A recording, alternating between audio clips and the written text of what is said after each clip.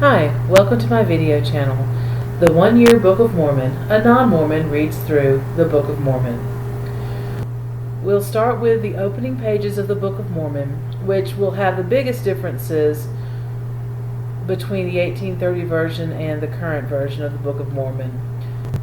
The only thing that they have in common is the title page, which, according to one Mormon I talked to, the title page was not written by Joseph Smith, but was taken from the very last plate on the left-hand side of the collection of plates that make up the Book of Mormon, and is a succinct summary of the content and purpose of the Book of Mormon.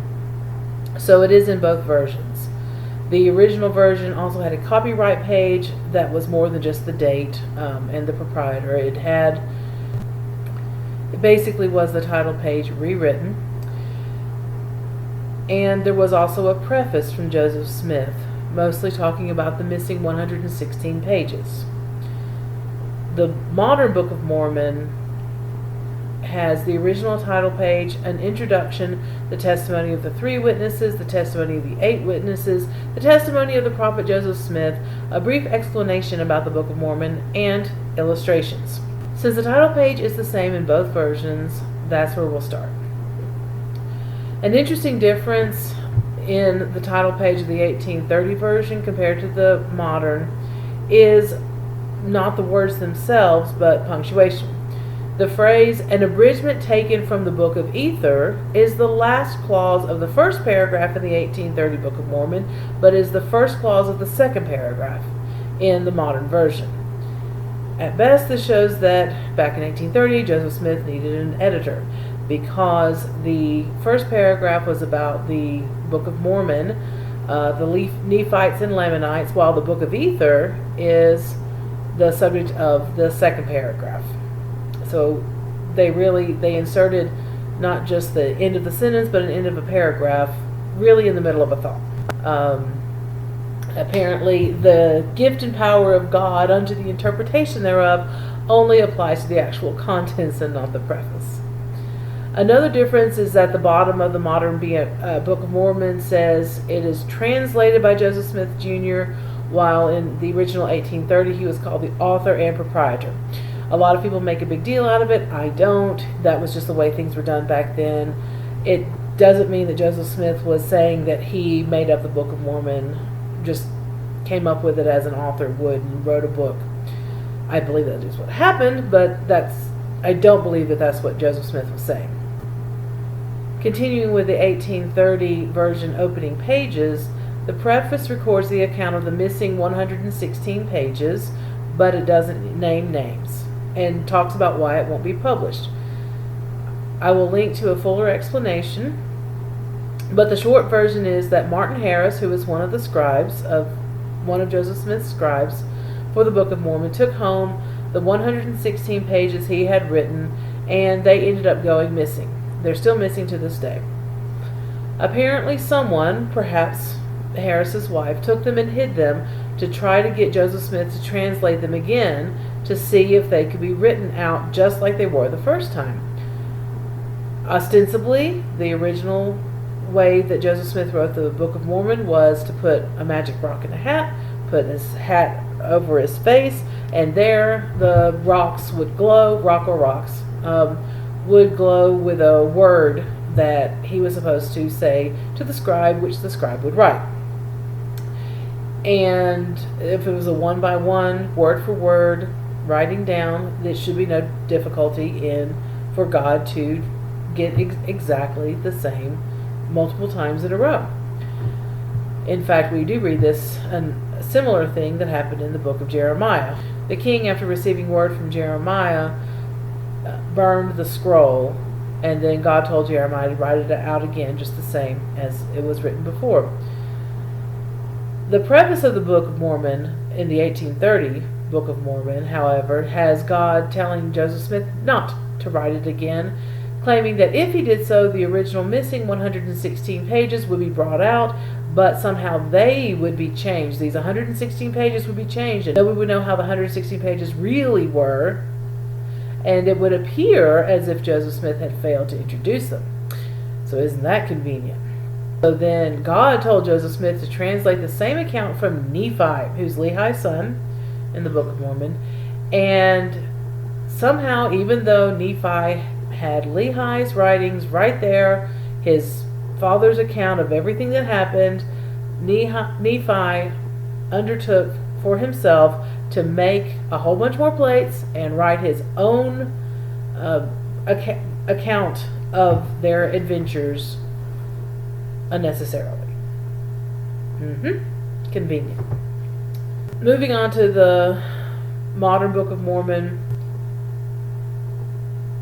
the title page has a subtitle that calls it Another Testament of Jesus Christ. And this has always irked me, because a testament in the Bible refers to, like, your last will and testament, a will or a covenant. I think what Joseph Smith meant to say was testimony, not a testament, because nobody thinks that, well, at least I don't think any of the Mormons think that Jesus actually made a new, separate, and different third new covenant. You've got the Old Covenant, you've got the New Covenant, the Old Testament, the New Testament. I don't think anybody thinks that there was Jesus made a different covenant with the Book of Mormon people. Maybe some do. I don't know. The introduction of the current Book of Mormon is unremarkable. It's just a basic summation of what Mormons think of the Book of Mormon. You should read these for yourself. It would be very good to know what they believe, what they say about themselves. The testimony of the three witnesses has some interesting parts. For one, it says, "And we also know that they have been translated by the gift and power of God, for his voice hath declared it unto us. Wherefore we know of a surety that the work is true." I was unaware that they claimed to have heard the voice of God. There are other accounts in which they talk about having been shown the plates by the gift and power of God, but hearing God's voice from heaven saying that the translation is true, I don't remember hearing them say about it. The testimony of the 8 witnesses is mostly unremarkable. It merely says that they saw the plates with the engraved characters and hefted the plates, lifted them up or carried them around. In some other accounts, some of the men say that they saw these by the gift and power of God, which really doesn't make sense, because if it's something that actually physically really exists, like Joseph Smith really physically dug the stone box out of the ground or kept the stone box in the ground and took the plates out of the stone box, or whatever he said happened, if they really physically existed so that they could be picked up and carried around, why would you need a special miracle from God to see them, or to feel them, or to hold them? One thing that's interesting about the 3 witnesses and the 8 witnesses' testimony is that they don't each give their own separate account of what happened. They merely sign a single statement, all of them signing the same statement saying it's true.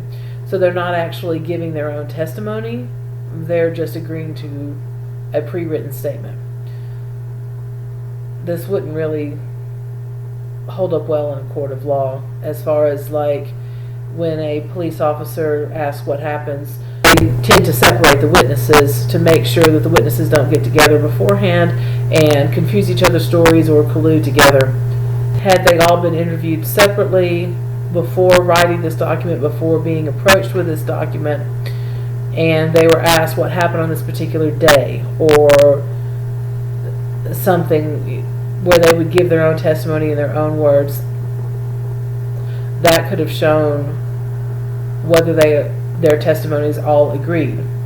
Once they've signed the document, that document is a public record, and it's easy to point to that document and say that's what happened, and never actually say that for yourself.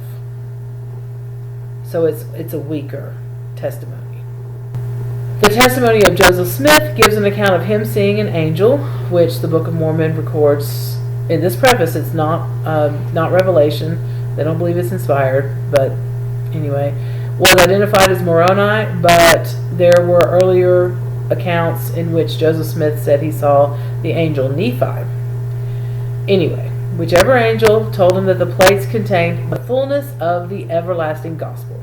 Now, isn't that interesting that the fullness of the gospel is in the Book of Mormon, while modern Mormonism actually has very little in common with the Book of Mormon? A brief explanation of the Book of Mormon in the modern version at the end says, the original title page, immediately preceding the contents page, is taken from the plates and is part of the sacred text. Introductions in a non-italic typeface, such as in 1 Nephi, and immediately preceding the Mosiah chapter 9, are also part of the sacred text. Introductions in italics, such as in chapter headings, are not original to the text, but are study helps included for convenience in reading.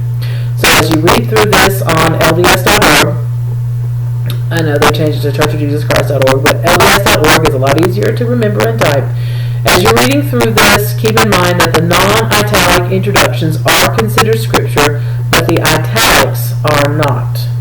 The italics have changed from time to time. For instance, I know in an earlier edition, I'm not sure if it's 1981 or even earlier than that, but one of the italics introductions to a chapter said something about the Lamanites being the either the only or the primary ancestors of the modern American Indians or Native Americans. That claim has been modified so that it now says something like that the Lamanites were among the ancestors of the modern Native Americans or American Indians. That's a big difference, because apparently originally Joseph Smith and the rest of the early Mormons believed the Native Americans to be fully, completely, or at least primarily descended from the Lamanites and the Nephites, and only later, once it's been proven that genetically speaking that cannot have been the case, do they change it to say that they are among the ancestors. The last interesting bit is this quote. It says, some minor errors in the text have been perpetuated in past editions of the Book of Mormon. This edition contains corrections that seem appropriate to bring the material into conformity with pre-publication manuscripts and early editions edited by the prophet Joseph Smith.